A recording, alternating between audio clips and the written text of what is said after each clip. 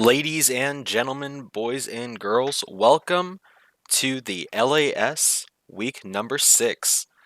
We are having two games for you tonight. We've got the Vipers versus the Tigers coming up very soon, and then we have the Lions versus the Spartans afterwards. So two pretty interesting head-to-heads here. We have the Vipers pretty cleanly in the middle of the middle ground here, but then you also got the Tigers sitting at 4-6. So they were on a bit of an upswing in the first few weeks, but have sort of fallen off afterwards. We're going to see if they can sort of recoup what they got in the first few weeks, the flame that they had, and bring it back, hopefully, in this next few games. And then later on, we obviously got the Lions, a very dominant team, versus the Spartans. Also around that middle of the pack area, been having some shifty results, but hopefully they're going to be able to swing it back with this Lions win. Lions, I know, coming off a bit of an upset last week. Hopefully it doesn't get to them, but we will obviously see with that game coming up right at 9 p.m. for you guys after this game is over.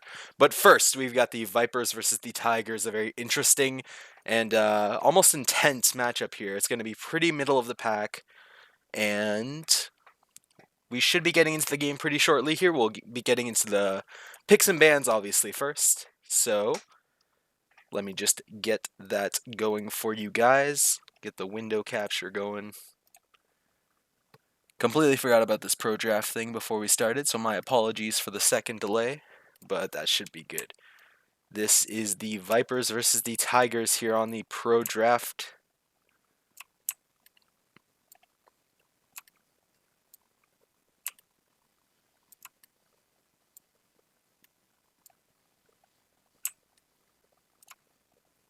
And it's going to be interesting to see what these two teams draft. I know both of them have very different styles to what they go for. I know the Vipers usually go for a bit more of like the playmakers and the big heavy engage comps, whereas the Tigers love to go for these big team fight comps. They'll get five mans that'll just run you down in the mid game.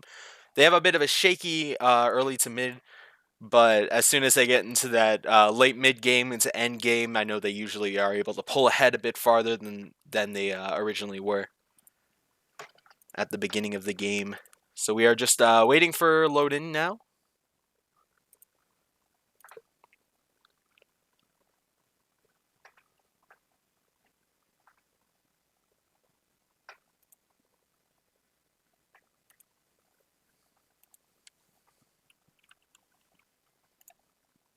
Just 1 second on the pro draft, I guess.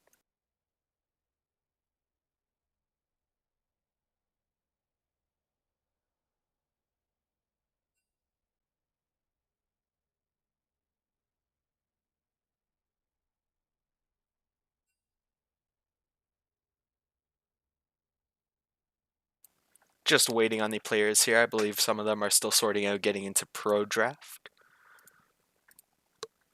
So early bans I'm looking at for the Tigers side, we'll probably see like an Echo ban or something, as the Echo has been pretty high octane for the Vipers side. And more so for the Tigers bans, I'd like to see the Caitlyn bans. What else are they good at? Their Graves is very scary in the jungle. I know they usually get that banned away a lot, so we'll probably see that going too. So it'll just be interesting to see where we're headed here. A lot of ways this can go. Just waiting on that first ban here, as these two teams should be getting in.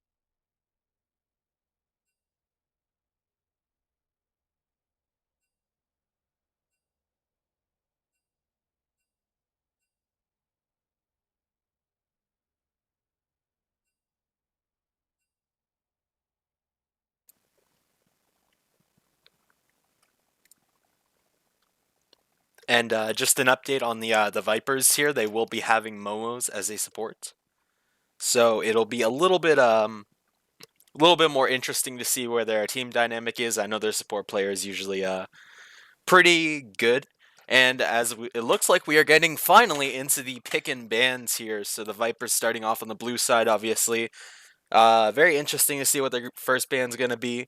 And there it is already, that Graves ban, very big off the Tigers side. You know, you usually see it as Beverly Rose, now or former VKC, was pretty much hard carrying on that for the first few games of the split, and that's sort of what banked them on these early wins. And the Mordekaiser ban coming off from the Tigers side, I know Fortune usually likes to run that Mordekaiser, so we'll see what sort of bans they shift around here with the Momo's support. But waiting on this Viper's second ban here, it should be pretty interesting. I'm guessing something more along the lines of another jungle ban, as Beverly Rose loves to get these early ones, and the ban actually does not come out. So I will get that ban for you guys in a second here. Just going to wait on the league client. And it's a Jax hover and the Jax ban for the second ban of the draft pick here. Very interesting ban there. And we'll see the Lee Sin third ban. So yes, like I said, 2 jungle bans on the side of Vipers. Really trying to get that Beverly Rose on a non-comfort pick. We'll have to see where it goes with that, and that'll be the Lux ban. I'm not sure if that was a support or a mid ban, but who knows. And looking at first picks here, the Vipers. What are they going to pick? What are they going to look at here? The first pick usually is a quite high priority pick, so it'll be very interesting to see what they are able to take on the table first pick. First pick for the Tiger side might be the Zyra Khan, and that's actually the Galio. I know it's a highly contested pick on both sides here. The Vipers love running Galio in the mid lane, same with the Tigers, so now it's off the table for the Tigers now, and it's sort of a counter pick, but also not really. And that'll actually be the set pick. We're not sure if we're gonna see that in the top lane or in the jungle. Not sure how Too Anxious is on the set in the top lane, so we will have to see where it is going to be flexed. As it is a pretty popular flex pick in the jungle or top lane, depending on what the matchup is and where it goes. And that'll be the Lissandra hover for the mid laner. And it looks like the mid laner will be John Churchill, so this Lissandra hover will be locked in. It is the Lissandra in the mid lane for the Tigers side. In this early pick here, very control heavy already from the Tigers, like a lot of game changing ultimates here, and that's actually the Zac pick second. So we will probably be seeing this Zac in the jungle. I don't imagine it would be going anywhere else. So Zac in the jungle versus probably the set. And that'll be the Nami lock-in. A good clean first round for the Vipers. Not really choosing their hyper carries yet or their real like power picks. They're just going for more the supportive roles. You know, getting the early flex on who the support roles are going to be. It could be the Galio top lane. It could be the Galio mid lane. The Nami in the support, obviously. And then you got the Zac in the jungle. So just a lot of bulkiness coming from this Viper side in the first few minutes. And that'll be actually the Morgana as the third pick. And the second ban for the Viper side was actually Echo. So very interesting to see. So the Morgana picked away a lot of heavy CC on the Viper side, so these black shields are going to be very important for the side of the Tigers. Now looking at bans, we got the Ezreal ban coming right off the top there for the Tigers against the Vipers. Pretty popular pick in the ADC role. I don't know if either of them have an Aphelios or a Senna to be worried for. So just Ezreal getting off the table, just a very clean ADC that you don't want to see. And that'll be another blue band for the Viper side. Not sure what that is exactly, but we will see. That was Rek'Sai, as the Vipers have told me. And we also have the Misfortune now taken off too, just getting rid of all the ADC champs. And the Rek'Sai ban actually a little shifty because you don't know if that's going to be flexed in the jungle. That's set. So we will see as we get further on into this draft here. A lot of AD focus, so the Tigers looking for that strong the bottom lane win for sure. And that's another Elise ban. So it was 5 jungle bans from the side of the Vipers here. They know the Tigers love that, love to have that jungle carry, jungle difference as you would call it, and it will be the Maokai for probably the top lane. So we will be seeing the set jungle unless we see the Maokai jungle, which would be super interesting. But looking at the Viper side here, they're going to lock in the Caitlyn to pair with the Nami. Pretty fair. Good ADC support duo, good rounding out of the comp there. Pretty good hyper carry too. I'm not exactly sure if that's what they're looking for.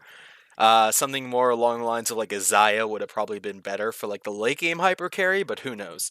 Maybe they're just looking to end it all real quickly here, and that's the Aatrox in the top lane, another big AD power pick. So that's where the power picks are gonna lie down for the Viper side, and we will see the Ashe locked in for the Tigers. So it'll be Morgana Ashe in the bottom lane with Caitlyn Nami versus them. Now that'll be a very high priority lane to be looking out for, as it's going to be quite the show between these two. I know a lot of focus coming down here, and as we switch into the regular view here, it is the Vipers versus the Tigers, obviously, as we wait for the game to start. I'll give you guys a look at I will give you guys a look back at that draft pick as we get into the another lobby, as it was accidentally Dallas who put it on blind pick. And as I get the invite, we are looking to get into this next game here really quickly. Sorry for the delay, guys. Anyways, looking at these drafts here, very interesting to see. We see the set jungle, so sort of that hyper carry there, but a lot of CC coming down from both sides here. The Vipers with the Zac, the Galio, the Nami. It's going to be just filled to the brim with a lot of CC and very heavy team fights. And then for the Tiger side here, you're going to be seeing a lot of CC as well. The Set ultimate, the Lissandra ultimate, the Morgana ultimate, the Morgana Q, the Maokai, almost everything in his kit. The Ashe arrow, it's just all there for them. The question I have for the Tigers is how are they going to be dealing their damage? Because I know they usually have a hard time sort of finding these pockets to get the damage off, and it's going to be very interesting to see whether they're going to be able to make the picks that this team comp allows them to get, and whether they're going to be able to engage the fights that they're looking for, because they are looking for very specific fights, very close corridors. You want to have your ultimates be free reign. You want your Maokai ultimate to just be demolishing people. Your Lissandra ultimate to be getting 4 or 5 man hits. Your Set ultimate to just be chunking. It's a lot of maybes for the side of Tigers, whereas I feel like the Vipers have a lot more clean engage, clean follow up with their engage. It's just going to be very scary for the Tigers to find that fight that they really want. And it's going to come down to this early game to see whether or not these teams are actually going to make it where they want to be in this fight. And we are actually in the draft now, coming through with the bans.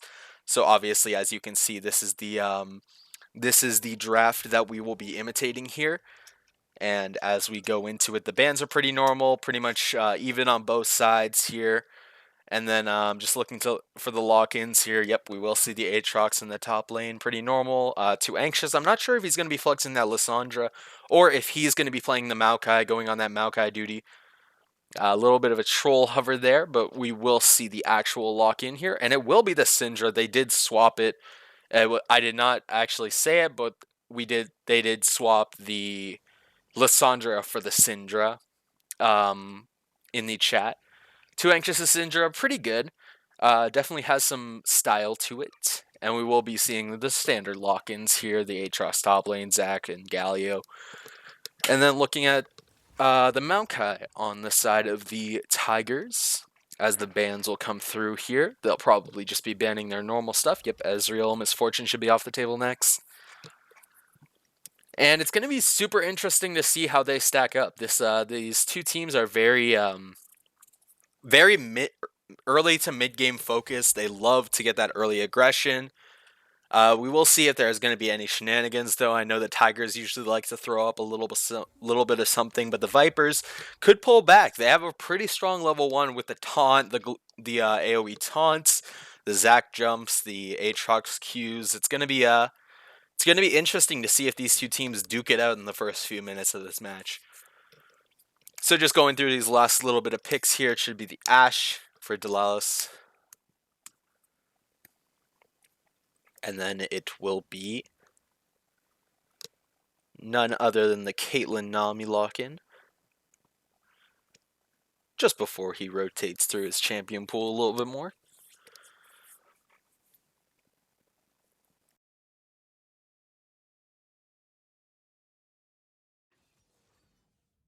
Yep, and you will see that Nami now, and then looking for the support on Arichi, it will be the Morgana.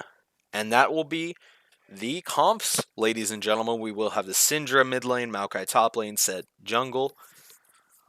And this Syndra is definitely going to have to pull out a few stops here. She's going to be a lot of the heavy AP damage that this Tiger squad needs.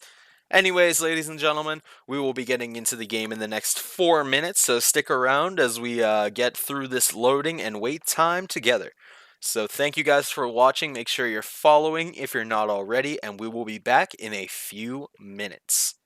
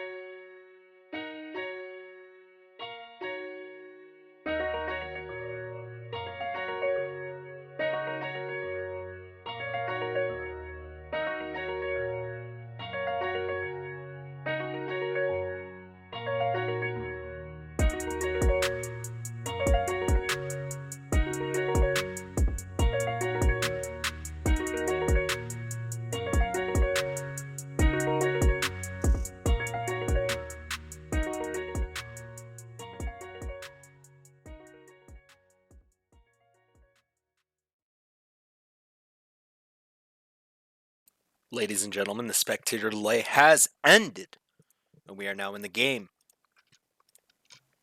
Let me just make sure that you guys can see it, as well as I can see it, and there we are. Ladies and gentlemen, we are getting into this game.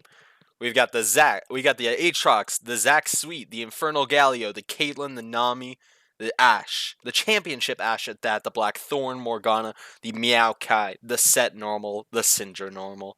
And it will be quite the game we have here, ladies and gentlemen. Looking at the masteries here, we've got some people who don't have mastery, some people who do. Hard to get mastery on a champion that's new, and you will be seeing the Set here. The Set, it will be the wild card, arguably, for this game here, because we aren't exactly sure what power level this Set is going to have, how early his roams are going to be. We're not exactly sure how Set works in the jungle yet, so let me just get this going.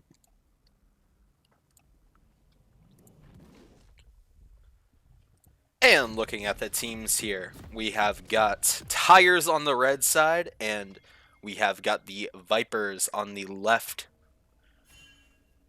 aka the blue side. A little bit of good sportsmanship coming through in the chat. Gonna turn that off for you guys now. And here we are welcoming to Summoner's Rift. The Vipers walking up early into the red side of the jungle to get a deep ward as they usually do. This is a tactic that they do a lot in their games. Whenever side they're on, they will be walking towards their enemy, and Delilah's walking up a little too far there, but not getting poked down, surprisingly. The Vipers had a really good position there to jump on her with the bubble, with the E, to get a lot of early damage off, maybe even force a flash or a heal, but they decided not to pull the trigger on that one too quickly. Probably the right decision, but who knows? Ricci was not necessarily in hand to get ready for that, so it will have to come down to the lanes here. No early shenanigans going down. The Syndra is being scouted by the Galio, though we'll see each other's items. Nothing a little fancy starting here. And just taking a look at the early ruins here, pretty standard for both teams. You don't see anything too out of the ordinary. No, Oh, and it looks like we actually have a disconnect right now, so we will be going into a pause here really quickly. And just looking at the starts here, we see the Set not wanting to match the Zac, going to start on that red side, and we'll end up on the that bottom side of the river for the early start, and that will probably give him the early scuttle on the bottom side, but we'll not be able to double scuttle as you would usually have to match in those situations, and we do get a reconnect. Might get a ready very shortly going on, and we will be getting into this game. Sorry for the delay, ladies and gentlemen, but we will be starting this in a very quick second, hopefully.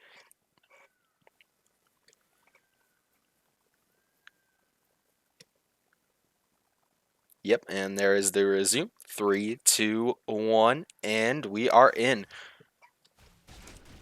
Right after that little bit of a glitch there, but here we go. Leashing off the red side for the Vipers here as the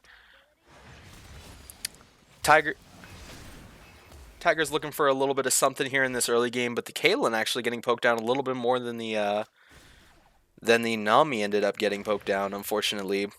Little miss on that bind there, but she does land the first one, so she's 1 for 1. The Ashe walking up really aggressively now, taking a lot of poke as she has to walk back. Almost gets hit by that Q and is going to be taking very low, has to burn the heal, and will walk away.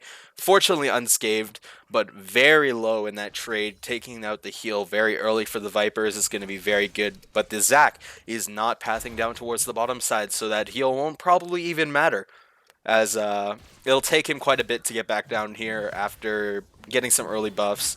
He does take the Raptors, will take all the camps, and Beverly Rose actually taking the Wolves, then into the Gromp, then into the blue, instead of going for the just going for the blue into Gromp into Scuttle. As he knows, he's probably uncontested here, and will just go straight down.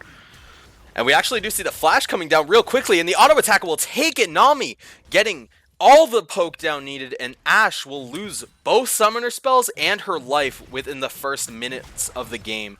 So very scary for the side of Delilah's here.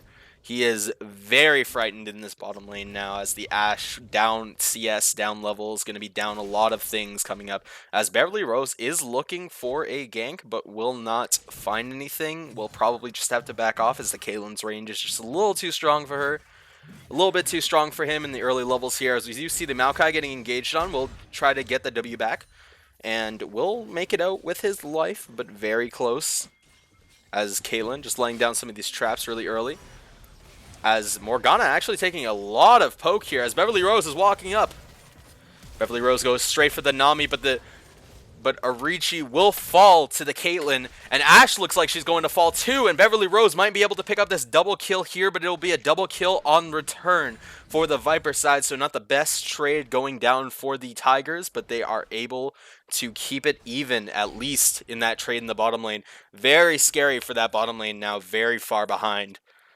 The Ashe pick really not looking like it's working out as this early aggression is just outnumbering. You see a BF sword already for the Caitlyn at 4 minutes, just getting absolutely all the riches in this bottom lane. Has a bounty of 150 already, as that Ashe is still hobbling back with that 4 CS that she got in the first wave.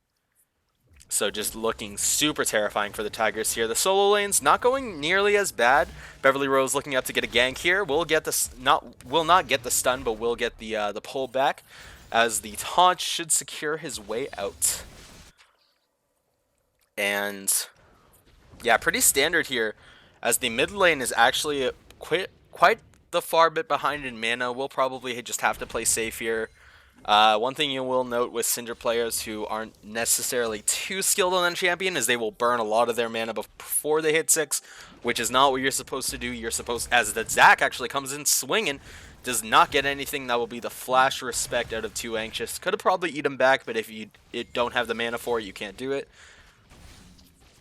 So yeah, the Syndra falling a little bit behind in this early game, a little bit farther in the CS department, but it's not going too horribly.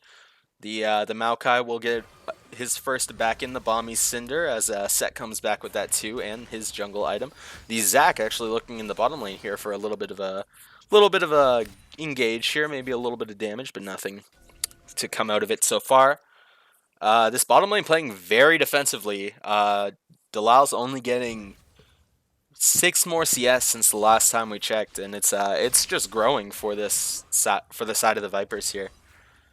Just not doing too hot for the Tiger side. We'll get a big headshot right in the face there. The bubble missing as the Black Shield comes out, but will not be needed. Will only block a little bit of Nami W damage, but again, right on that back foot for this Tigers bottom lane. Looking at the junglers now, just going for a pretty standard route. Both on the top side, got to be careful. And that is the hit on 6 for Syndra, but the trade will go wide for the Syndra. As the stun comes down, maybe we'll see the ultimate, but it will not be pulled. The trigger is just around the corner for this Syndra, but he does not decide to pull it. Very good will of him to keep the cooldown low, as he might look for something better in the future.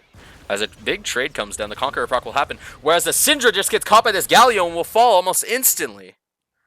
Big damage coming from the Galio, just able to pick off that Syndra in the side, and the Syndra was just not ready for it. Coming the Galio with this Hextech Revolver versus the Syndra with only these pieces of this Forbidden Idol. Just not too heavy right there, as the Delals just gets CC chained to death. Just goes straight down there, gets the trap underneath of him when the bubble lands, and that is just a free kill for the Vipers side. The Vipers are just taking this with strides this early game. They are playing out of their minds. The Tigers are just getting out positioned pretty much in every lane right now. Maokai the only one being able to hold his own here. It's very scary for the Tigers. The bottom lane just not finding its way. Whereas Beverly Rose walking up right now. 2v1, I'm not sure if he wants to take this, but it looks like he's just going straight in. The bottom lane comes up too, and it's going to be a 4v1 here. Zac passive will be popped with the ultimate Haymaker coming down, and the Galio taunt will be coming in, and TP will also be started for the top laner here, and it will be the all 5-man brute force getting that dragon time. as everyone loves. As the Aatrox pops his ulti, and we'll get the stun onto Delios, but not going to get the hit onto Irichi. Very low for both sides of this bottom lane right now. Will they be able to kite it down? The Aatrox is tanking turret shots as Galio walks in a little too far. Will get taken down by the turrets as they will not be able to get any kills. This Viper side should have just backed off and taken this dragon, but they decided to get a little bit greedy for kills. And now one of them will be going down, and it will be Irichi as she decides to sacrifice herself over the other one to make it out. As Syndra, no ulti, not able to get that Zac. As Aatrox will sort of engage on him. Not sure if the Syndra's going to win this fight. Gets the W off as the Q comes down, and that is a bunch of damage to Anxious going down in the 1v2. Very close there for the Zac, but unable to pick up anything there. Very unfortunate. So again, the Vipers not able to capitalize on getting that pretty quick kill on the Beverly Rose, not able to go straight for the dragon. They decided to overextend a little bit too much and ended up costing a kill down to the Tiger side, a little bit of shutdown, maybe a little bit of gold to this Ashe, which is really what she needs at this point, being down about 30 gold to this Caitlyn. Very sad for him. And looking at CS differences now, the Maokai not able to get that much of a lead, was able to get some turret placed in the top lane though, so he will be pretty bulky. Coming back into this lane, we'll probably get that Thornmail soon, maybe even get that Sunfire Cape, which is probably what he is going for. And just not looking too hot for the Tigers in this early game. Very far behind, down about 3k gold here. This Caitlyn is going to be uber terrifying. Storm Racer to only the Vampiric Scepter, so it's just not looking too hot for the Tigers. Actually, we'll go back and get that Bilgewater now as Beverly Rose is looking in this mid lane. Gets the ultimate Haymaker out and the pull back, and that should be a free kill onto the Tigers here. Yep, and Beverly Rose cleans it up. You would much rather like that kill on the Syndra, but I guess Beverly Rose wants to snowball a bit more, as although he is going the Cinderhawk build, it would have been better to go the Bruiser if you were going for the big damage, but who knows.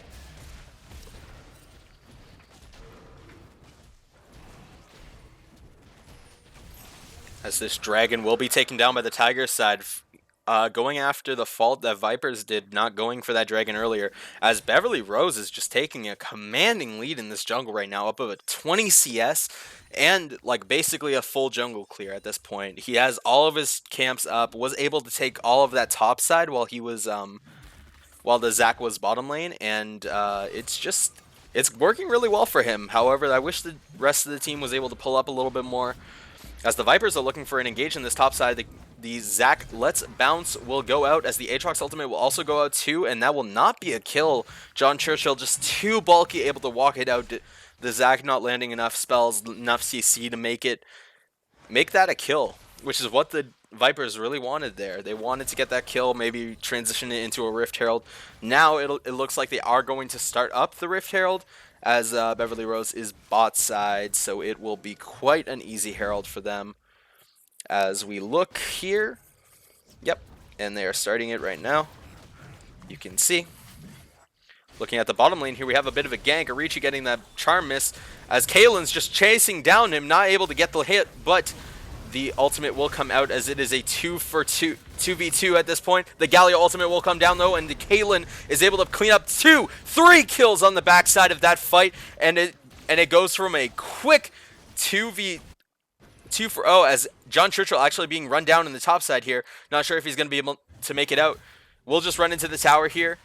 We'll get a heal off, but I don't think he's going to make it out of this one. John Churchill probably caught off a little bit too far in the front. But either way, 4 kills on the map for the Vipers there. The Tigers just crumbling now. They have nothing to gain. They are going for fights that are just not going their way. The Caitlyn is so terrifying at this point. About 1,000 gold on that shutdown if anyone can get it. But I doubt anyone can, because she is just looking unstoppable right now. The Rift Herald will charge up into that top lane here, and they will be getting all the plates. It is all for them here for the Vipers, as Beverly Rose will walk up and probably try and stop them from at least taking the turret. They don't want to snowball it that hard, as Beverly Rose walks up quite aggressively here. And we'll get the Haymaker down, but nothing done yet. As the Galio looking for a bit of a hit on the Syndra there. Big damage, about half HP from one chunk, as the Syndra will answer with a bit of damage herself on the back foot, but quite close and pretty good trade for Fluffs there. And now we're looking in the middle lane here, looking to see if we can fight something. The NA Ram does start up, and it'll be the Tigers who actually call it first, but the Vipers will be quick to handle it, and will get that mid-wave control, obviously. And big damage, the headshot coming straight down onto Delaus. The arrow will come out, will it be able to hit anything, but Arichi will go down almost instantly in that fight, just walking too far up and then getting destroyed. The Galio E comes down the queue as the ultimate from the Caitlyn will come down, and a lot of damage on both Delaus and Too Anxious, really close on both of them, and that'll pretty much give them this turret if I do say so myself. The recalls will be canceled by the Nami, and that should be a free turret. Now looking up at this top lane here, John Churchill, the only one who was able to really hold his own in this lane, even when this Aatrox was up 2-0 on him. It's quite interesting. This Maokai has been able to be quite the rock for this team, whereas the Tigers' just map presence in the early game has really started to squander as these later games go around. Sapling will come out, and the Aatrox team will be coming down, but will he be able to trade enough damage for this Maokai? As a lot of damage comes down, Beverly Rose is walking up now with the set, as he is able to get the smite off. We'll get the pull together, and that'll be the shutdown gold from the Aatrox onto the Maokai. So a lot more gold being funneled onto this top laner. He is really pulling together as sort of the rock for this comp right now. He is just pretty freaking strong on that Maokai, and it's really showing, as Beverly Rose will be getting a little bit of vision clear on that Rift Herald. Arichi a little bit on that Dragon, as it will be up soon. Actually, let us see when it will be up. Dragon will be up in 20 seconds here, so the Tigers getting that early vision control, very needed. Caitlyn clearing the bottom side, getting the little Krugs there for herself. Nothing but a little bit more gold for her. She is really popping off this game. It's just on the back of her that most of these team fights and most of these fights are winning. And it's sort of this Caitlyn that's stopping the Tigers from being able to just roam around the map with this mid game that they have, because they have such a strong mid game. As the arrow will come down, but a lot of damage right on the face of Delaus. He just face checks that bush in reverse, basically, and it does not work out too well for him. Now looking at this Dragon here, we do see it started up by the Tigers, and our Aatrox is not here, but does have the TP, and there is a nice deep ward. Excuse me, it will not be used. Anyways, the Dragon fight is starting up. Arichi gets absolutely blown up. The Galio ulti in the middle of the team fight as Beverly Rose pops his ulti and is unable to pick up anyone on the backside, and everyone seems to be falling for the Tiger side. Almost everyone gone in this fight. All 5 of them just falling down so quickly. The team fight is a hard win for the Vipers, and just barely too. Just so many small health bars walking out of that one for the Tigers here. They must be quite shattered after that one. They are just getting out-rotated right now. That Aatrox teleport was almost flawless, just getting him right in the middle of that team fight. And not able to do anything is the Tigers after that one. They will go down to the Drake, and we will now see which Drake is started up, and it looks like it is the Mountain Drake. So the Mountain Drake will be coming up in the next 5 minutes, and a pretty good soul for the Vipers side here. They are super tanky, so any extended team fights like that will definitely be welcomed. Oh. Oh.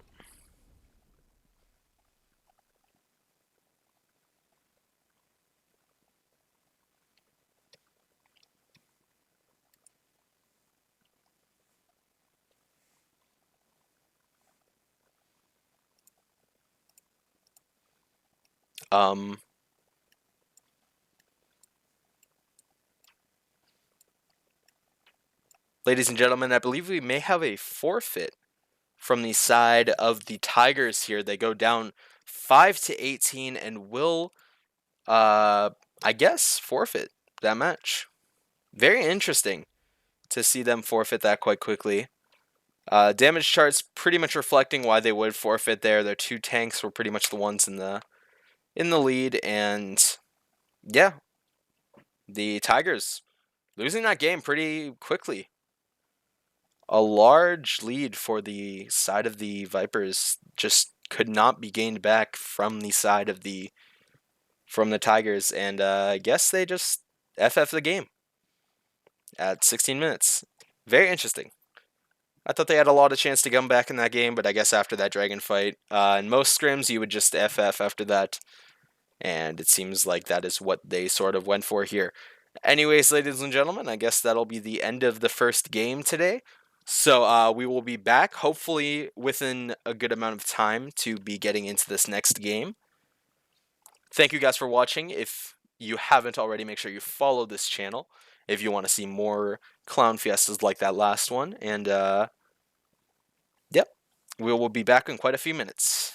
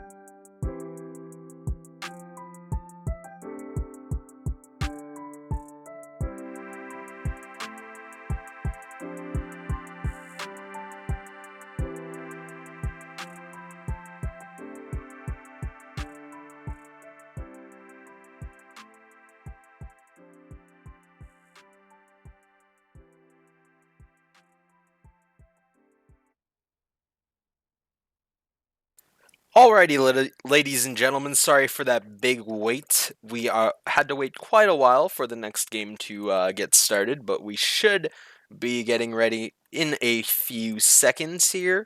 We are getting the pro draft set up as we speak, and we are getting the teams in the lobbies. We will have the Lions, sorry, and the Spartans for this next match. The Lions sitting on the blue side pretty happily, and the Spartans sitting on the red. As we wait for this pro draft here, let's look over these teams. We got MGC in the top lane, hopefully, for the uh, Lion side. Apologies. We got MGC in the top lane for the Lions side. We got the Magical Purple in the jungle. We got Darkened Shadow in the mid lane. Jews 420 in the ADC position, and the Obelisk in the support. And then on the other side, we got Unicorn Martin in the top lane. Lunar Effect, aka Edon, in the jungle. We got Ivan 459 Swag as the mid laner. D-Cyclone as the ADC, and Protage in that support role. Sorry if I murdered any names. I am bad at pronunciations. Anyways, ladies and gentlemen, I think we are getting into this pro draft here in a second. Just waiting on the teams we are.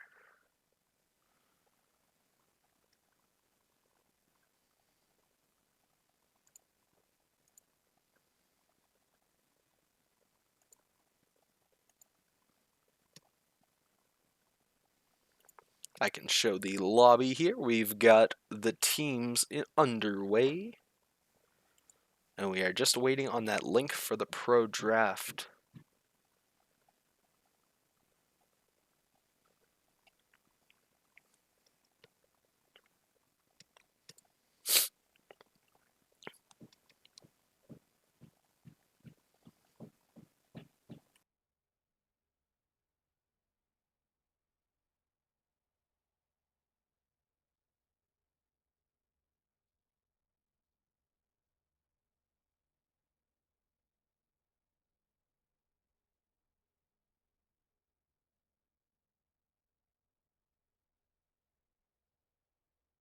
And here we are, ready for this pro draft.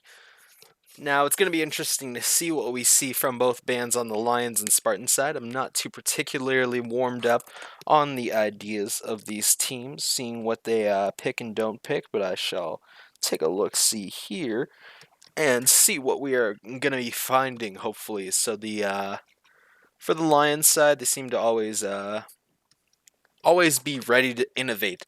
They got the Talias and ADCs and stuff, and they've got a lot of the power picks that you'd find usually in solo queue as their champion pools. Stuff like those Talia ADCs, like we said, we got set jungles apparently in the past. We've also seen Echoes, we've seen Lucians, Dianas. They seem to love to have Obelisk on that top lane Ornn. So it'll be interesting to see if the Spartans decide to ban that out pretty quickly, as it seems to be quite a popular pick amongst players that can play it, because it's super easy to play. You don't lose a lot of matchups very hard, and even when you do, you want to go even in lane, because the amount of stats that you get, the amount of gold value you get from having an Ornn in your top lane is just so insurmountable. Sometimes you get about 6,000 gold of free stats, and it's super nice to have that Ornn pick in the top lane, and not a lot of top laners in this in the LAS at the moment actually play that Ornn, so it's not a very contested pick. And from the teams that do play it, it is very obvious that it is a very key and integral part to winning some of these matches here. So we're looking for this LAS pro draft start here. We got the Lions on the blue side, like I said, and the Spartans on the red side.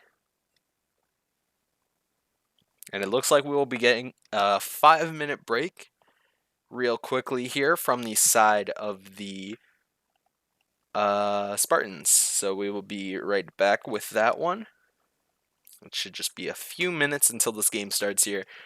And looking at these teams, they're both on pretty much an upswing. Looking at the records here, oh, sorry, wrong records. Looking at the records here, we got an 8-2, a 5-5. It's pretty even on both sides, but it'll be very interesting to see. The Lions are a returning team, same with the Spartans, but both pretty shifted rosters from the last time.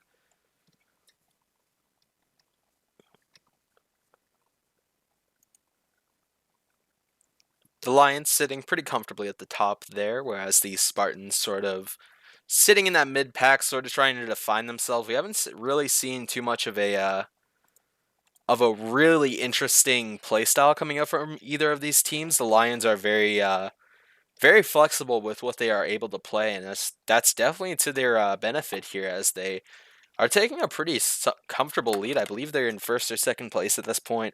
I'm not sure how their last match went, but I will be checking in a second here. Yep, they are sitting comfortably at first place right now. And just waiting on these teams to say readies.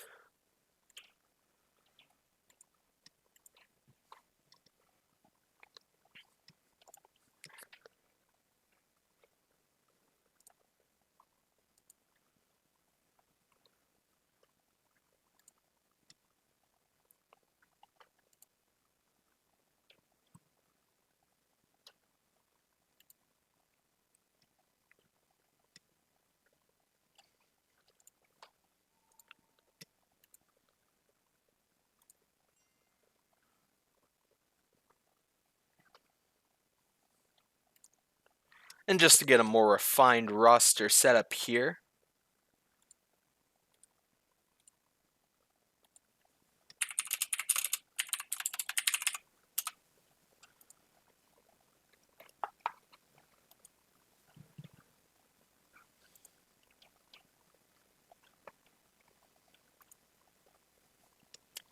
so for each team here, or more specifically for the Lions, we have the Obelisk in top lane, Darkened Shadow in the jungle, Juice 420 in the mid lane, MGC in the bottom lane, and Magical Purple in the support role. Then we got Unicorn Martin, obviously, in the top lane for the Spartans, the Lunar Effect, aka Edon, in the jungle, Ivan 459 Swag in the mid lane, Decyclone in the ADC role, and Protage in the support role.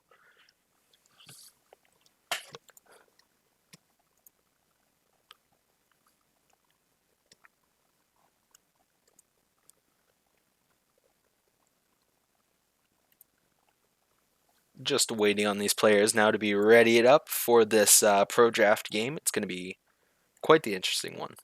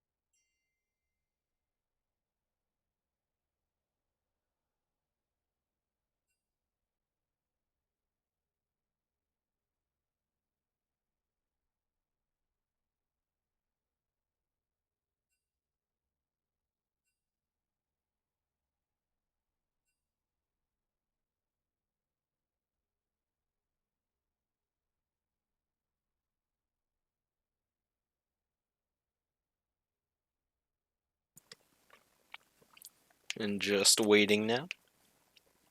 A little bit of banter coming out from both sides here, just waiting for these guys to be ready for this pro draft. It's going to be quite a fun match. This is going to be a pretty top tier fight here. Looking at the standings here, it's 8-2 and 5-5. A pretty middle of the road from both sides. The Lions taking a lead in the league so far. Hopefully, you're able to sort of keep going with this pressure and putting the rest of their league basically on their toes and having them play towards them and not them playing towards other people. I know they did just come off a loss in that last week.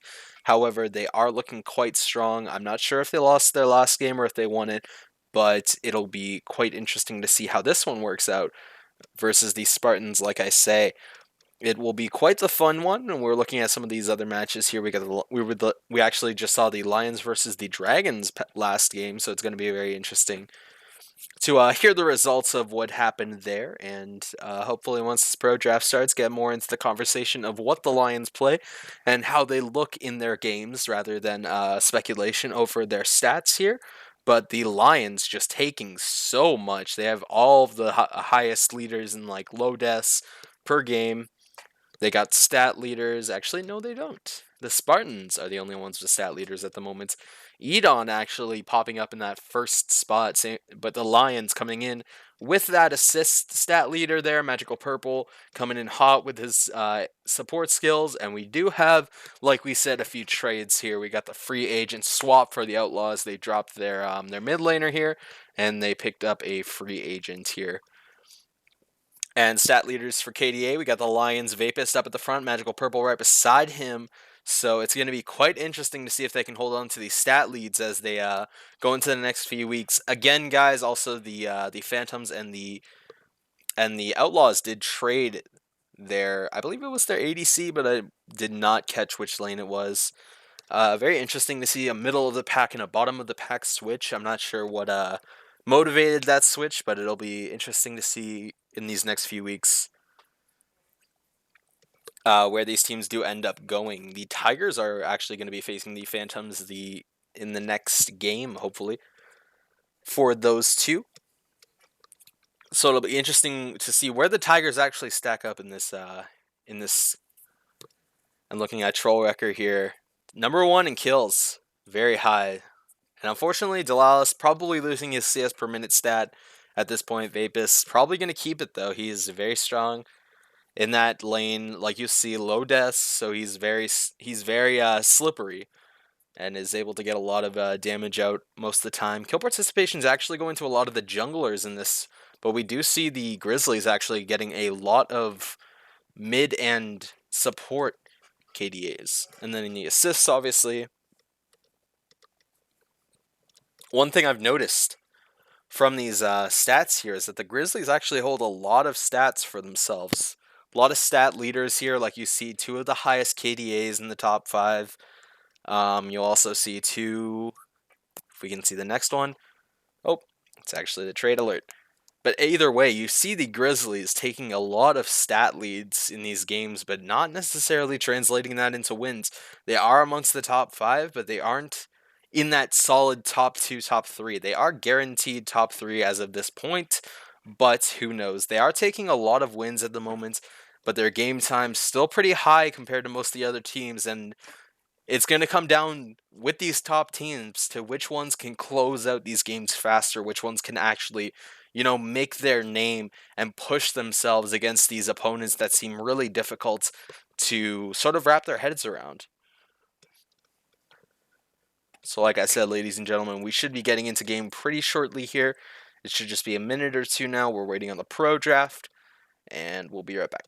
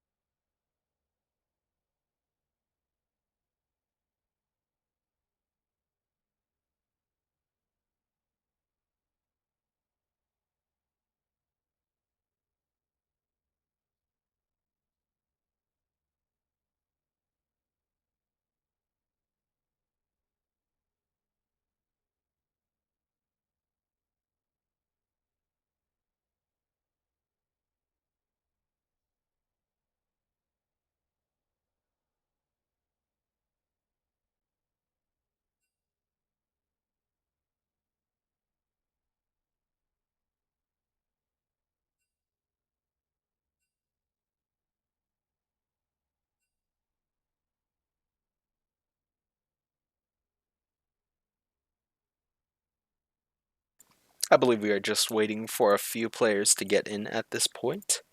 So I will take you guys to the pro draft here, and we will add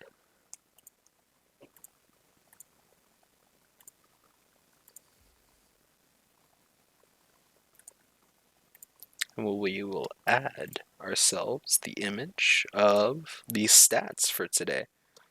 Should be quite the game here. So we are looking at the Lions versus the Spartans. This should be a pretty fun one here. Spartans started taking a win, or started taking a bit of a closed lead here, starting to gain some momentum back after their first few weeks of being pretty shifty, I'd say. Gonna look at some of these stat records here. The Lions taking a loss last week, unfortunately, but hopefully we'll be able to pick it back up when it comes down to this game here. Pretty average game time, around the same as most of the people in this, most of the teams in this league have a pretty average game time. And here we are. The pro draft has started.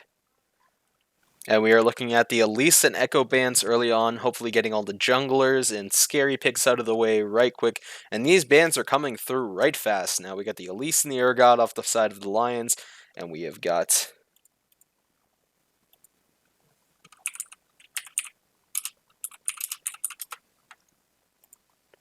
and then we have the Ornn coming out from the Spartans. So that is a high priority pick for the Lions, taken off the board after getting allowed on from the last few weeks. The Soraka ban on top of that one. I'm not sure if the Spartans like to run that as support or top laner, but either way, it's off the board now. So a bit of a top ban getting picked here.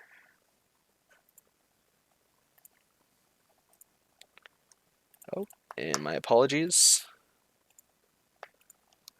Need to make sure to swap scenes when I do that.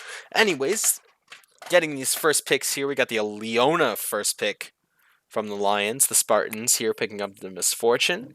So pretty quick drafts altogether. The Leona usually is better paired with the Misfortune, so it is pretty much a counter pick from the Spartan side to get that off the table and get it away from the hands of the Lions for that scary engage comp that they would like to be running with this Leona. And it'll be the Illaoi second pick here. Very interesting. Not sure how that is going to work out, but it will have to see. Let me just get rid of that stat here. And now we'll see where the Lions go for the second pick of the match. We are looking at an Ashe. Oh, nope. It is going to be the Shen top lane. Pretty fair pick here, not too out of the blue or wild, but it will suffice for that top laner to go against the Illaoi. Not the best against Illaoi, but definitely not bad. Definitely not in the bad zone. As we are looking for the Lions' second pick and their last of the first round of this draft, and the Ashe will be locked in for the second round, or for the first round here, and it will be Leona Ashe in the bottom lane. We'll see what the Spartans want to answer that with. And looking towards the second line of bans here, the Spartans probably will be getting a lot of jungle bans and a lot of mid lane bans towards these next two. For the Lions, more so looking at their top and mid laner, or not their top, their jungler and mid laners. And it will be the Olaf for the Spartans picked up here. A very strong jungler at the moment. Definitely good for that early lane pressure, early lane gank potential, and just an overall strong AD jungler. So we will have to see where the Spartans are gonna get their bulkiness, where they're gonna get their AP damage, and it will be the Vel'Koz hover. I'm not sure if we are gonna see the Van. We will see it. So the Vel'Koz will be off the table for the Spartans here as that AP carry that they're looking for. And we'll see what they actually do decide to go with now without that Echo, without that Orianna. The Orianna band's actually very interesting. I guess the Lions like to run that Orianna, and it is a pretty heavy engage comp, so the Orianna would have just gone nicely right in the middle of that. And the set will be taken off too. probably just the jungle set getting taken away from them. I don't see a reason for them to be going River Shen in this game. And looking at the Lions' last ban here, it seems like it will be nothing. So we will be getting the note for the ban probably within another second or two. And it was Yasuo. Spartan's first ban, or first pick of this round will be the Bard. So the Bard support is going to be paired up with this Misfortune. A very heavy engage support. Not necessarily, but strong mage, a lot of AP damage that they do need. So it will be interesting to see what they do decide to go with this mid laner now. They are a little less in need of an AP carry, but the Bard will not be doing enough damage. And it will be the Diana locked in for the Lions here. That can be flexed in the jungle in the mid lane, but I'm guessing it won't be. And we will see the Kennen locked in, and that indeed will be a Diana in the jungle. So we will be having that fun today. And then that Kennen and Shen can possibly be flexed in either lane, but I'm guessing it's just going to be the Shen in the top lane, Kennen in the mid lane. Kennen, not the best AP mid laner right now, but the Spartans will get that counter pick. It'll be very interesting to see what they go for. And it looks like they are going for the Galio. Pretty standard pretty standard sort of mid laner for them here. A lot of AP, very popular in the LAS at this point. As we are waiting for the draft pick to start.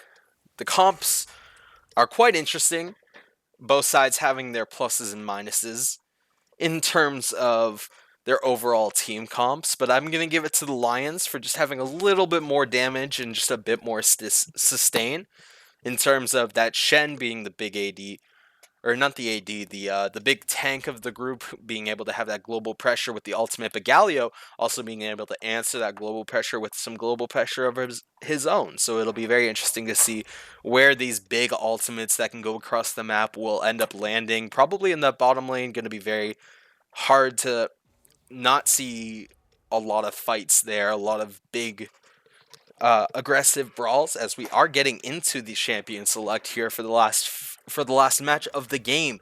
So, ladies and gentlemen, apologies for the wrong headers there for a second, and we are into this draft pick. Obviously, the pretty standard bans coming out here. You're seeing the Soraka as the support ban, or the top laner ban, but who cares?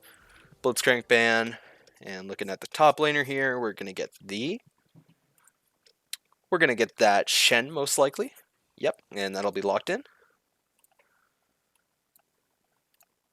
Now looking towards the top laners of the Spartans. The Illaoi will be locked in pretty quickly, as we will be seeing pretty much the Olaf guaranteed here. Just looking to see if there's any special things happening in this draft pick. Nope, nothing. And it seems pretty standard from here. We will see the Galio in the mid lane, and we'll see the Misfortune Bard.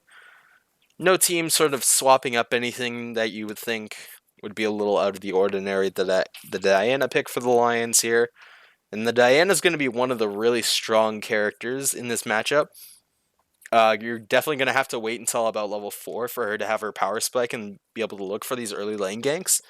But as soon as she hits it, it's going to be lights out for most of these early lanes in terms of the Spartans. Not sure what they're really going to be able to pull in terms of fights per se.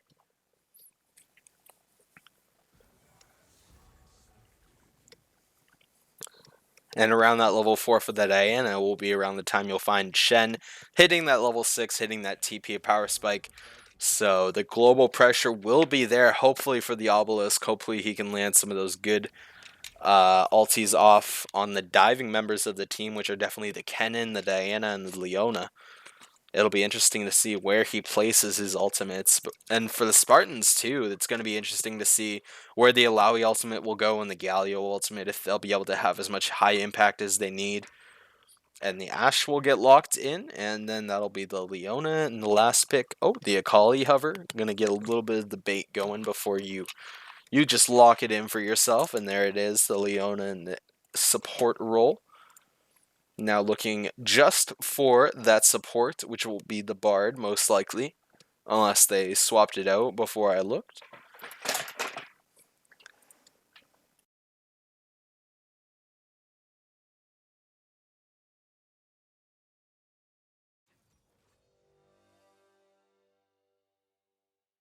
And there it is. That'll be the team comps for both sides. We have the Shen, the Diana, Ken, and Ashe, Leona, and the Alawi, Olaf, Galio, Misfortune, Bard. It'll be quite an interesting match. A lot of heavy CC and focus going down in this. And I believe we'll be getting into the game very shortly, ladies and gentlemen. So please give me quite a few minutes just to get through this spectator delay with you guys. And we will be back in a second. Thank you guys for watching. It will be quite the interesting one.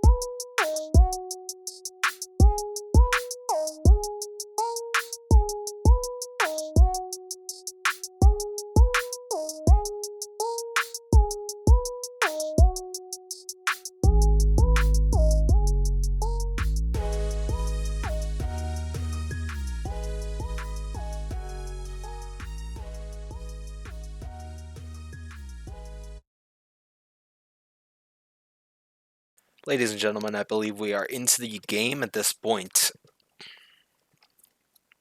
So it'll be quite interesting to see where these team comps sort of match each other and where they don't. The Illaoi, the Olaf, obviously going to be a lot of big AP damage on the side, or AD damage on the side of the Spartans. Not sure if they're going to be able to answer with a lot of that magic resist, or with a lot of that magic damage that they need.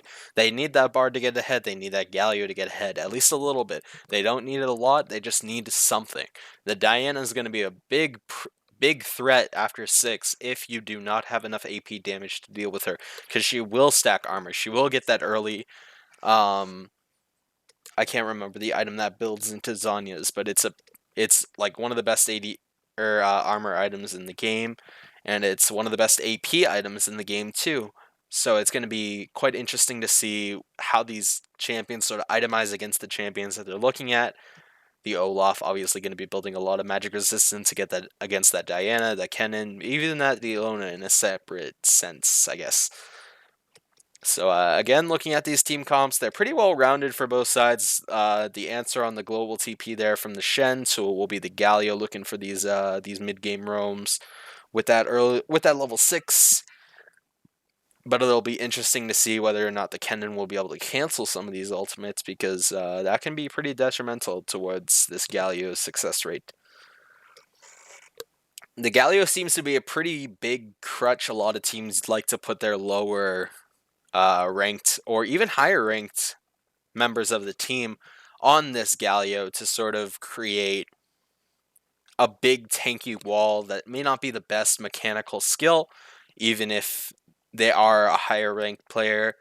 Even without the you don't necessarily need all the mechanical skill to be good at Galio. He does a lot of fresh damage by himself, and he is a very bulky champion in and of himself, so it's quite the matchup we will see here with this Galio versus Kennen.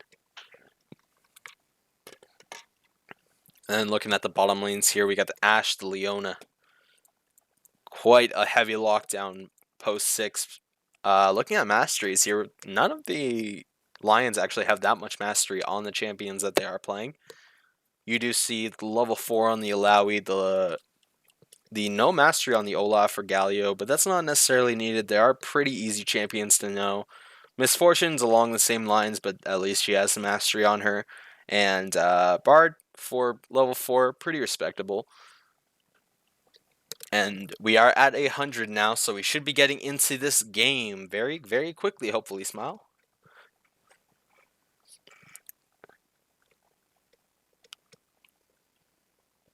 Just looking for that start.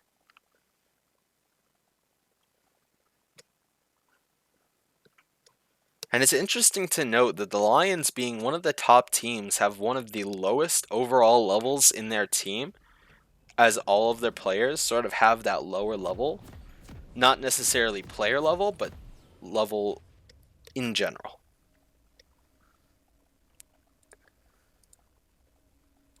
Gonna get rid of that chat here. Gonna get rid of gonna get the objective timings going.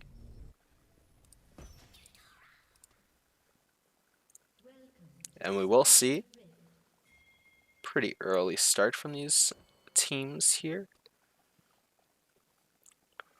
Pretty standard starts. Looks like no real shenanigans coming out early with that early invade sort of look. Gonna close off those time controls now, not needed.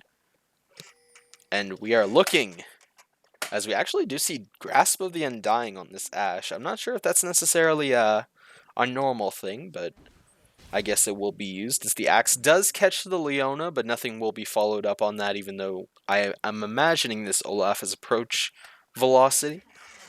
But I guess they just don't think they can get the catch off, and don't want to run into too many of them, as they are pretty strong level 1. The Ashe is scary from level 1 with that slow, so it should be pretty interesting to see how this Grasp of the Undying sort of works with Ashe. I have not necessarily played it myself, but I'm sure it has some potential for him to be picking it like this in an LAS match. Pretty standard starts here, both teams matching each other, nothing too special going on. It will be the little bit of an earlier leash for the Leona. They will walk up together though, because they are afraid of that early level 1 cheese from the bottom lane here, as they are missing, but it will be nothing for either side. They will get to lane pretty normally. And the poke does come down a little early on this Shen, but nothing too scary so far. And just looking here, the Bard got no chimes so far. We got Leona with nothing so far, nothing to scoff at, as the Ashe will try and get a little bit of CS. The Leona getting a little bit of poke from the double shot, but nothing happens too far, as the Diana is actually looking for a bit of an early roam onto this Olaf. Not sure if he's going to get it. He misses the Q as he walks up. The Olaf is just going to be able to lifesteal this up, but he is walking away with the W timer ticking down, and it won't be anything too big happening so far. The Illaoi does get a little bit of engage, and a little bit of poke comes down in that topside jungle, but nothing comes out of it. The Diana will go down back into her side of the jungle. Actually decided to go in there and get that poke down before getting the blue buffs, so maybe just a little bit farther behind because she didn't have the double buffs, but almost missed that, or almost got the timing, but did not get it.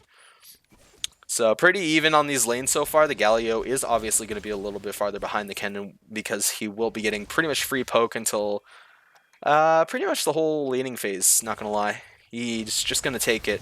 And the Olaf actually does catch up the Diana here, but then Leona gets the engage on the bottom lane. We'll get the ignite and almost everything down there. The CC, everything, but nothing goes down. Decyclone just walking away with a barrel of HP, just a tiny bit, less than 100 left. And it seems like Diana only had to burn the flash in that early jungle exchange, so no worrying for her, at least in terms of overall play, as the Leona flashes in and does not land the E, so she will not be able to follow up and get the kill. So that'll be quite unfortunate for the Leona, trading away her ignite and her flash for that. Just trying to get that late kill on the Decyclone, as the Galio will go in with the E. We'll get the W off, and the Olaf is here. Is he going to be able to close off the damage? But he will not. The flash will come out, and the Nimbus Cloak will get him away from that. As Miss Fortune pushed a little bit too far into tower, so it'll be time for her to get some farm. As the E lands onto this Bard here, he's getting walked up on, as he will not get taken down, but he is quite close to falling there, as the Leona gets a pretty good pick. This Leona has been making some early plays in this level 3. After she got that level 2 power spike, it's just been pretty free summoner spell catching for this Leona, as it usually is in the early game for the Leona. The Leona, one of the strongest champions in the early levels 1 through 3, as she's able to just basically snowball all of her catches off more catches and getting kills off of that, getting a lot of gold for her ADC. Unfortunately, no extra gold being awarded from kills here so far, as the top lane is going quite smoothly for this Illaoi here, getting a big wave pushed under tower. And it looks like the Shen is having a hard time answering these tentacles. We'll get his E popped there, and is now going to get slowed and targeted by these tentacles for a little bit longer, as a really good freeze coming down for Juice here. He's getting a lot of free CS, but the Galio is able to even it up, so it's not even that scary. The big CS difference here is the Diana versus the Olaf, a big 20 CS on that matchup here. The Diana will get the Krugs, however, so it should even it out a little bit more, but this Shen is just getting wailed on by these E's. Every time he walks up, he's getting poked out and basically just getting hit by these tentacles over and over again. As the Bard walks up in the mid lane, will not get anything, but just looking for a bit of a cheeky roam there. The Spartans looking pretty active in this early game, looking for something, whereas the after the Leona sort of sizzled down a little bit, it's been quite interesting to see the Lions sort of posture and try and get stuff. They have been pretty passive so far, and it looks like they are starting up this dragon now. The Olaf is topside, so this is a good call. He will be starting to invade the Lions topside. Excuse me. And the Illaoi actually not able to get that play, but really close to getting it. Should be able to get it on this next push. So yeah, just a lot of control in this top side right now for the Spartan side, as the dragon does go down for the side of the Lions. The Spartans should have been able to call that out beforehand, and Olaf getting a lot of free farm, just keeping that pressure on. This Diana is not going to be able to have a lot of good roaming potential here, as there is a ward on the blue buff, so he might be able to walk up here and see for himself what is going on, but there are good wards on the sides of the Spartan. As we do keep looking up on this top lane here, this lead is just growing exponentially. CS deficit is way too big on this top lane right now. 12 CS to 50. The Shen has only been CSing under turret, basically, and walking up a little too far now as D-Cyclone as he gets E'd and Q'd by this Leona. Diana is walking down, and it looks like it's going to be a free dead misfortune in the first few minutes, as just pretty clean from the side of the Lions getting that kill. Leona just sitting in that bush waiting, and I guess the Spartans just didn't assume he was in there. And that'll be a free first blood for the Lions. A lot more pressure on this bottom side than the Spartans currently have on the top side, beside turret plate gold, which even then will be answered right now with this demolish coming down. And yep, that'll be the first turret plate going down for the spot side. A bit of bot control coming down as the ultimate is popped by the Olaf as he's walking up. He gets stunned down, the Galio E comes down, and the Shen ultimate is able to pick up the taunt onto Lunar Effect, and he will go down almost instantly as the Galio is now forced to flash away, otherwise he would die. The Leona not able to land an E before this Galio makes his E out, and will come out of that a little yikes. I'm not exactly sure why the Olaf burned his ultimate so quickly in that fight, but he did. And it costed him his life, basically, because he was not able to get out of that stun, and the Kennen was just able to clean up the kill, and now that's a fresh double buffs on that Kennen, so a very scary Kennen for the next few minutes for this, for the Lions here. And the Spartans, even though they were looking really proactive in the beginning, have just not been able to pick up on these next few minutes of just pressure, because they are getting basically out-rotated now. The Diana got a great gank down on this bottom lane with a Leona face check, and now the Lions have sort of started to snowball this game. It's going to be interesting to see what they're going to be able to do, if they're going to be able to answer this Alawi, who's just getting so much CS lead in this top lane.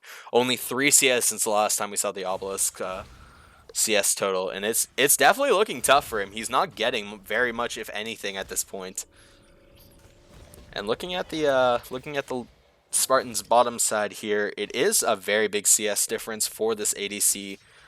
70 CS to 46 right now, so not very hot, as the Rift Herald actually will go down from Edon. I'm not exactly sure what they're looking for here. They might just be looking for a charge on that mid turret. Maybe a dive here. The Galio looking, posturing, not going to get anything, as the plates will go down, and it will just be shared turret gold at this point.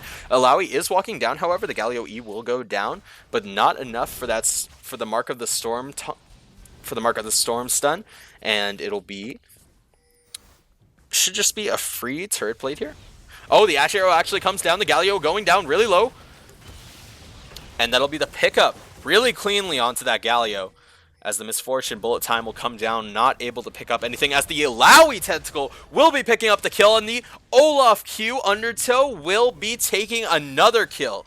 The Alawi, I did not see her land the Tentacle, but the Tentacle was able to clean it up on that Kennen, and the Undertow picks up the kill onto the Diana, who was a little far off on the side there, not really ready to be followed up on with the team. So a little bit of a fumble there from the Lions. The Spartans actually kept coming back a little bit in this early game, and are able to answer with 2 kills, and actually making this pretty even. The Alawi is looking super strong right now, is just basically steamrolling this Lions side, top side. And it's been a lot of control from this jungle and top laner right now. Over 60, almost 60 CS up at this point, just not looking good at all for the Obelisk.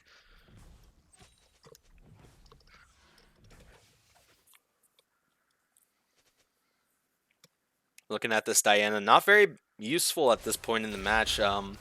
Wasn't even able to get an assist in that bottom lane gank, so she's just been pretty suffering right now. Not able to really get that gold advantage, or even much of any gold whatsoever. She's just basically being abused right now by this Olaf, who already has his jungle item, and this Diana is still sitting on just the Fiendish Codex and the Stalker's Blade. As some wards will come down, a little bit of clearing coming down from the Lions here, smart of them. As we will see where this game is going from here, I believe it'll look towards this next Drake as a point of interest, And it seems like that is the case. The Spartans are going to start it up pretty confidently here, as none of the Lions are really in a position to answer for this. This is going to be a pretty free Drake for them. I'm not exactly sure what they are doing at this point. The Diana doesn't even look to be looking for a steal, and the Hawkshot comes down. Everyone's just sort of late to the rotation. The Lions just not really set up for that Dragon when they're needed to be. They had a ward in there, but they weren't able to really answer anything even when they did start it. So you can see the Spartans are gaining a lot of control up in this early game. And it'll be very interesting to see where it comes, or where it goes from here. And it seems like a lot of big damage coming down onto that E will be canceled out, and the tentacles will start to smash the Shen. Just getting absolutely zoned off this tower at this point. 2 turret plates down already for him, as the Galio will get a bit of damage down in that mid lane. Sort of hitting that power spike, got his Kindle Gem, won't have his Proto Belt yet, so it's interesting to see him trade onto a Kennen who has his Proto Belt already, but I guess he has enough damage as it is, because he is taking these trades pretty nicely, as the Proto Belt will be used to clear out the wave and he will be going back. It'll be a pretty much mutual reset for the mid laners here, as we do see just these E's going down so hard onto this Shen, just getting chunked out. This Alawi hasn't even touched him in minutes, and he's already at half health. As a gank comes down in the bottom lane right now, the Bard ulti comes down, and no one will be hit by it, but it'll be a nice two-man stun from the Bard, as the Ashe will be able to be cleaned up from the Olaf, as the Leona Q ultimate flash saved his life and killed the Bard. What an overextension from the Spartans, and what an answer from that Leona. Just an incredible play.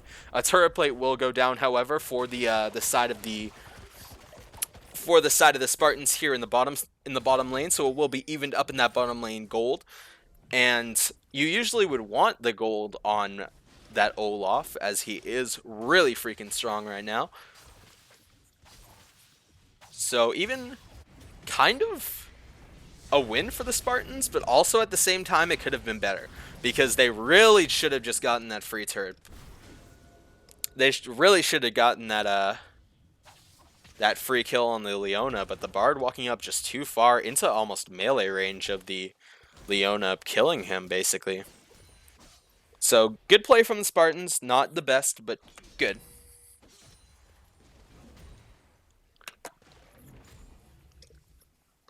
Now lane's sort of reset to neutral here. Not too many deep wards for the Spartans, but they do got some nice ones in that bottom wave, or in that bottom river, and into their jungle. So again, keeping the eyes on that Diana, as they do look to roam into their jungle a little bit more.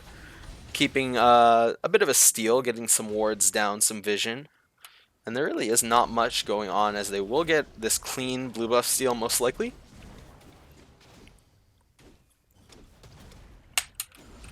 So yep, that'll be given away to the Olaf. There's nothing really too big happening right now, but it looks like they are setting up. The Diana is walking straight in right now. The Bard will walk up. Olaf ulti comes down almost instantly. Will not get stunned by the Bard ultimate. Now the Diana is completely dead. Caught off by 3 people. Very well played by the Spartans. Will they be able to make it out? The Kennen is walking up right now. Might be able to get something, but it will not. And we see now the Shen looking for something, as they are looking to start up this Rift Herald. And it seems like it's going to be pretty free for the, going to be pretty free for the Spartan side. Nobody going to be giving it a fair shot, fair fight. The bottom lane right now is looking for this Galio at this point, and it is called out by the Spartans, so we are going to see whether or not they are going to choose to engage. It looks like he will just back off, though, will not go for anything too spicy, and that'll be a pretty good trade for the, or a pretty good job for the Spartans there to pick up not only the pick, but a lot of gold on the top side river. Olaf getting way farther ahead, almost 40 CS at this point up for him. And speaking of way far ahead, this is almost 100 gold CS deficit in the top lane now. This Shen has just been completely handled. He is not able to move in this top lane. This Alawi has him on the edge of his seat, and it looks like the tower is going down too. So this Alawi is getting so far ahead. She is getting gold on gold on gold on gold. The only thing she doesn't have is kills on this Shen, and that'll eventually come with time. But right now, this top lane is a smash. I have not seen a smash like this in months. It has been so long since something like this has happened. Thank God it's not in my ranked games, but thank God for the LAS, because this has been a quite interesting match so far. 4 for 4 on the scoreboards here, about a 2.5 lead for the Spartans. As another big ulti comes down onto Olaf, the flash, the smite.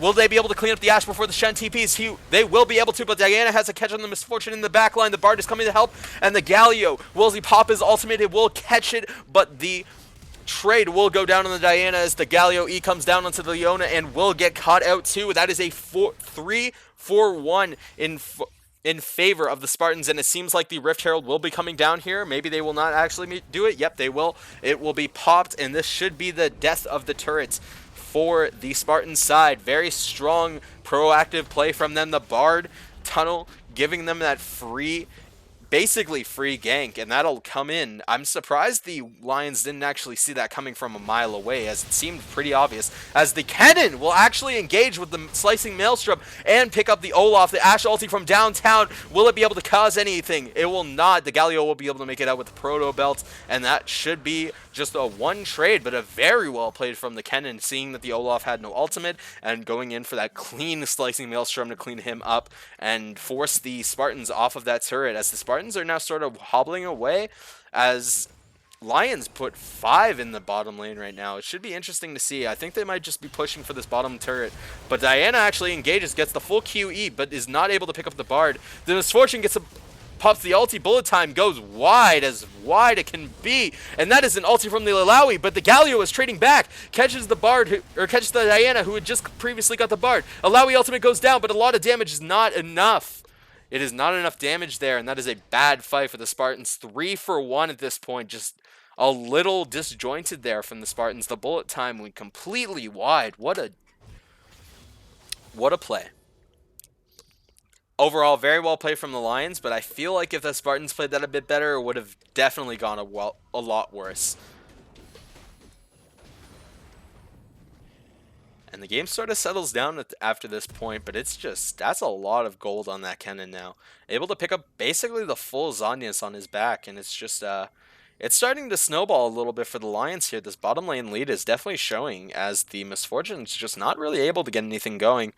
Is quite far behind in gold, and the gold lead is still there for the Spartans, but it is looking a little bit nicer for the Lions in terms of these team fights. The Diana was able to pick up the Bard on the back of that fight, but nothing happened too dangerously for them. It's quite in the middle on that fight. There was no objective to fight over after that point. So it's not surprising to see the Spartans take that fight, as they know they don't really have stuff to lose. As the Stalking Smite does come down the Q, approach velocity will take a lot of damage here, and it will be the cleanup on that Shen. Just a very free and clean kill for the Spartans. Olaf knowing he can just run down that Shen, and it's just a free kill. And obviously no gold reset or anything, as the Shen is quite far behind. But that'll be his first death of the game, so good on him for, even though having this big CS difference, not giving up any kills. Usually, you know, when you see something that low, or someone with that low CS differential, that they'll usually be a little farther behind in kills, as the will still away the blue buff. The Ashe does come down with the Leona ulti, and the Slicing Maelstrom comes down too, but the Galio ultimate is coming down to answer. The Diana is running it down in the right middle of the team, as 3 people go down instantly for the Spartan side, as the Galio will follow, and that'll be a 4 for 1 in terms of fight for the Lions. What a crazy fight. The Spartans just getting so disjointed. They did not seem like they were ready to engage that fight at all. I don't even know if the Olaf ulti was up yet. It was just all around terrible for them.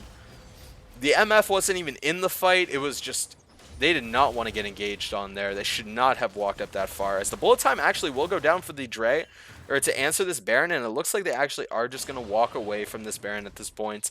They were unable to clear it out, but again, the Spartans falling behind on these fights a little bit too much. The Illaoi just not not really pulling her weight. She is doing damage, but she's not doing enough, is the problem at this point.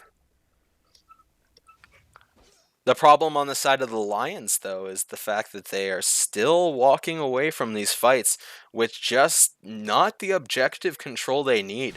When they're winning fights like this, they really want to be winning these fights and then getting a lot off of it, getting a turret, getting a Drake.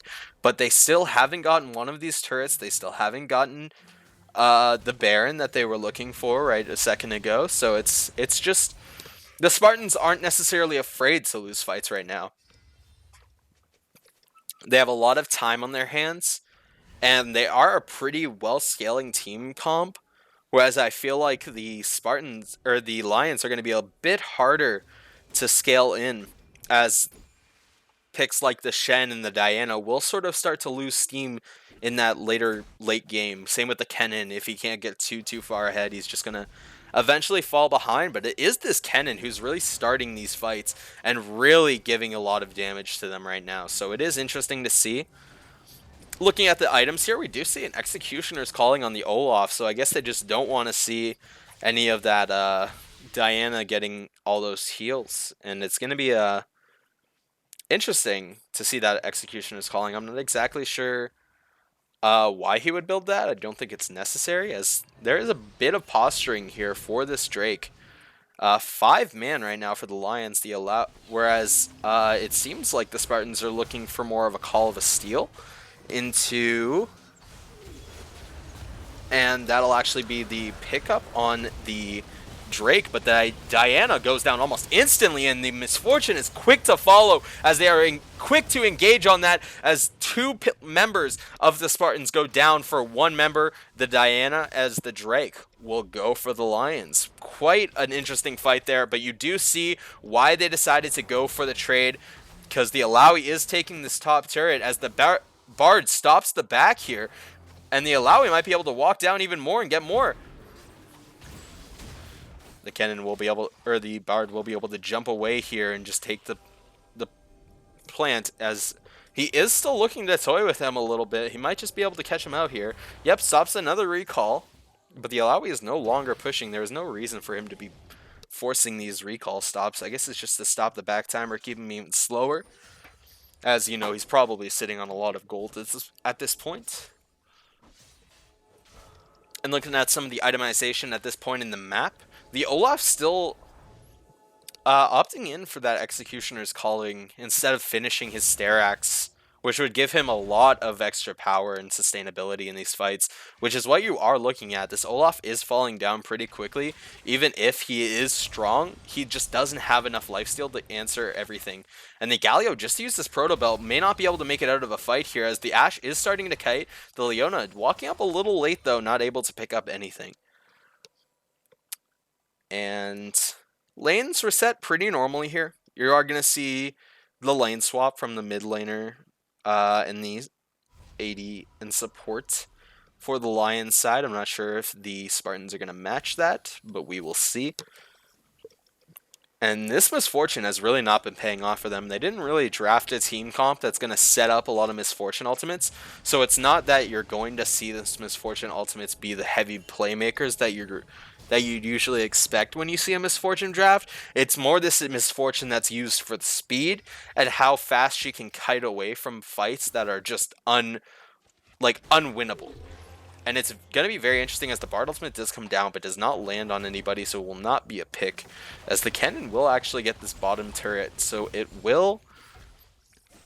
very interesting to see the Spartans still put all three members in the mid lane, even though they should usually be running the Galio in the bottom lane here. I guess they just don't want to lose that global ultimate, as it looks like the pings are going down onto the Baron from the side. Oh, as the arrow comes down, will land on the Misfortune. As the Leona ultimate will come down too, they are going to follow it up, but they are not going to get the kill. The bullet time will come out, but it will not stop anything, as the Q from the Kennen will pick it up. The Q from the Kennen picks up the kill. The Alawi is actually a little too far forward here, will not get CC'd up, but will get quite the chunk, a little bit over quarter here. As that was a pretty good pick from the side of the from the side of the Lions, the Leona tanking up that turret for quite a long time and was able to end up securing the kill. The Illaoi sort of posturing here and will actually be getting caught out here. Walks up way too far and just gets absolutely demolished, but the Kennen follows the Bard tunnel that does not lead him where he wants to go, and he pops the Zhonya's into the tower and is able to make it out. The Galio ultimate comes down, and that will not result in a kill. Very questionable play from the Kennen, but is able to make it out. Very good team play by the side of the Lions there to be able to get 2 basically confirmed kills. And Magical Purple just walking way too far up there, ends up going down. But overall, pretty good for the Spartans, or for the Lions, but the Spartans answering back quite a bit. Not looking too detrimental in this loss, as the Bard tunnel will come out. Will be followed by this Galio, but it does not seem like they are going to look for anything as they actually start up this Baron. They might be a little too low for it, but the Illaoi TP will come down. The Hawk Shot will also come down, however, and that will give them vision. They know they are doing it. Will they answer? And looks like they are going to answer. I'm not sure if they're going to be able to win this fight, but we will see. The Shen gets hit by the tentacles as the ultimate comes down from Illaoi and the Diana, and the Misfortune goes down almost instantly. The Diana will fall as the Bard will fall too. The Diana picking up 2 kills, whereas it was a 2 for 2 technically in the exchange, but it's looking still like they're wanting to take this, even though they shouldn't. The flash actually goes out from the Galio, and this Olaf is going down so quickly at this point. A 700 gold bounty just given straight up to that Ashe here. And that was just not the fight you wanted there from the side of the Lions, and it looks like they are going to actually look to start up this Baron here. The Lions definitely should have peeled off earlier from that Baron than they did. The Galio ended up wasting his flash and getting out just very slightly, and the Olaf ending up having to trade his life. Almost picks up the Ashe, but just not able to do it. Now it's getting quite far ahead for the Lions here, about 7 kills up, and they're closing that gap, and not even closing, but extending their own lead at this point. About a 1k up for them as the Leona misses the flash and will go down. Very unfortunate, but that is still 2 on that Baron here.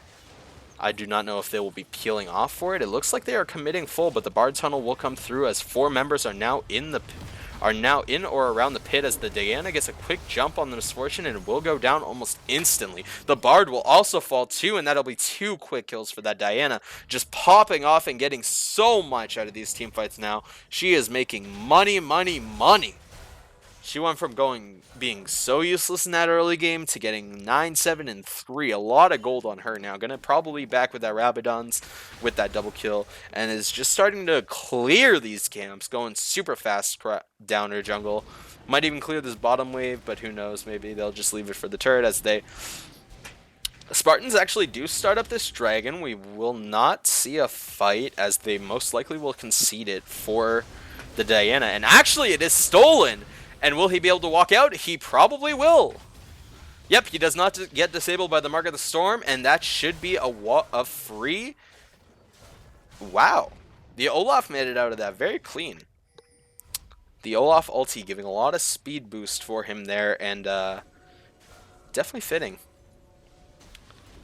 And that was just a really well-played Drake from Olaf there. Catching that steal, catching the necessary things right, and yeah, just really well played from the Olaf, keeping them in this game for sure. That takes the Spartans to drag point, actually, surprisingly.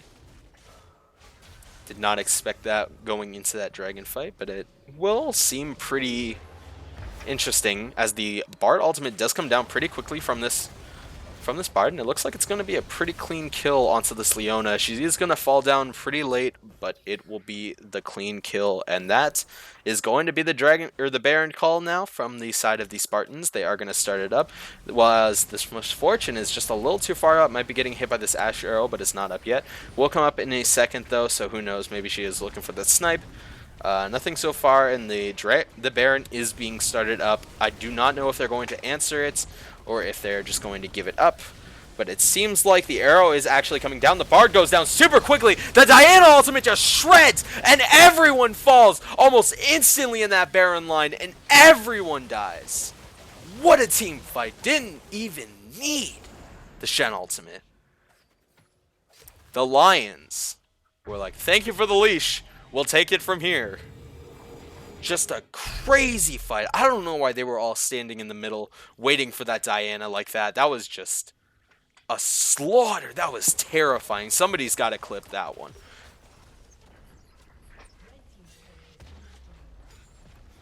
What a crazy fight. What a crazy fight, ladies and gentlemen. Make sure you follow LAS Esports on Twitch for more fights like that one. That one was crazy.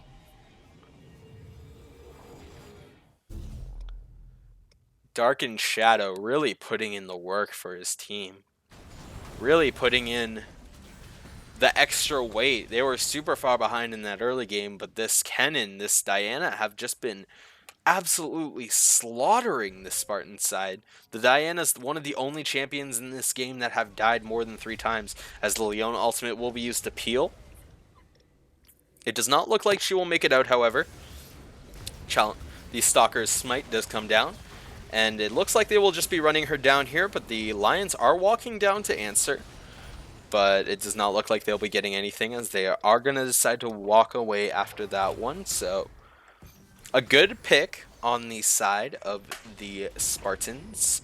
And they are really good at getting these picks. It's just transitioning them into the outside objectives that has really been their downfall. And that's sort of been the downfall for both teams at a point in this game, where they win these fights, but they don't win the game.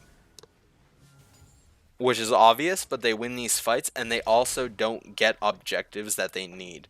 Specifically for the Spartan side, they need this mid tower down, and they still have not been able to even touch it in the last 10 minutes. They looked for the Baron, maybe that would do it for them, as the Bard ultimate does come down, but it will not catch the Kennen.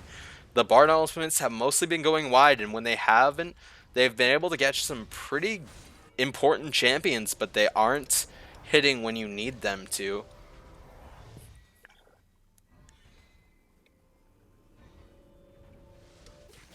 And it will be a reset now for the Spartans here. They are still holding on, but it is very interesting to see where these games are going, to see where this game specifically is going, because it just seems like both teams are so evenly matched. They're both really strong at this point. This Olaf, this Diana, they both can 1v5. It just depends on who can do what.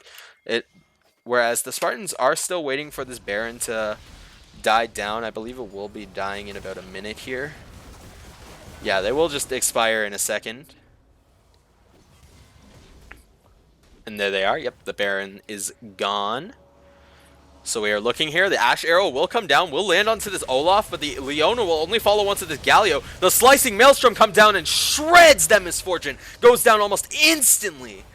And then the Galio should be able to follow here. The Olaf getting chased down now, and this looks like it might be the game for them, ladies and gentlemen. They are able to pick up the shutdown, however, on that Kennen. The Galio able to bait it in, and it actually may not be game yet. They will walk over to this Dragon, but the Blade of the Ruined King does come down onto this board. This Ashe is looking for the 3v1 play. The Shen ultimate comes down. Is she able to kite her way out? No, she is not. This Galio just gets fat stacks. Fat stacks. Getting the E, fat stack. Getting the W, fat stack. Is not able to get the kill, though, as he will fall down. Magical Purple will fall down as well. And that'll be a 3-for-3 overall. But this Galio just got a hunk of cash. Fat stacks right here. Not exactly sure what he's going to use it for. Probably will just use it to buy the next item. Yep, Thornmail right there. Pretty clean for him. Should be good against this Ashe. Good against this, this Ashe, yeah. She got the Bloodthirster now, so we'll be pretty good against her. But it does seem like that fight was more well advised for the Spartans, as they did play it pretty well. They were able to peel off all the major damage. The Slicing Maelstrom only able to pick off the Misfortune. But it will be the Dragon, however, for the side. So it'll be drag point for both teams at this point. This next Dragon could be the game ender at this point of the game. It is looking quite likely, as the Scuttle Crab will go down on the side of Spartans. Protage able to pick it up.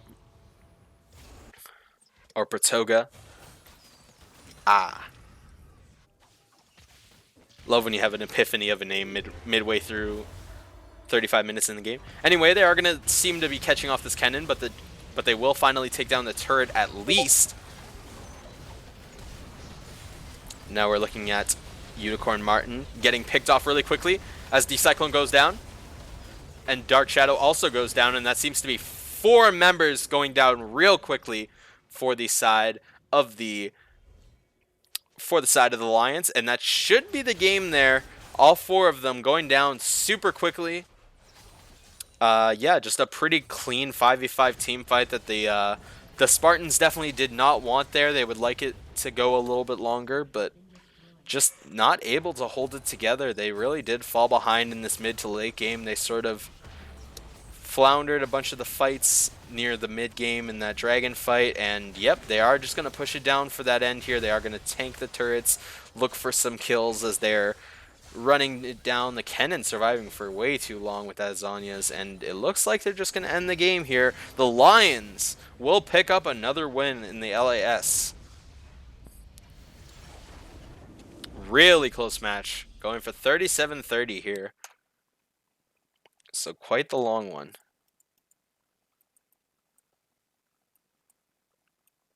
Just looking at some of the stats here.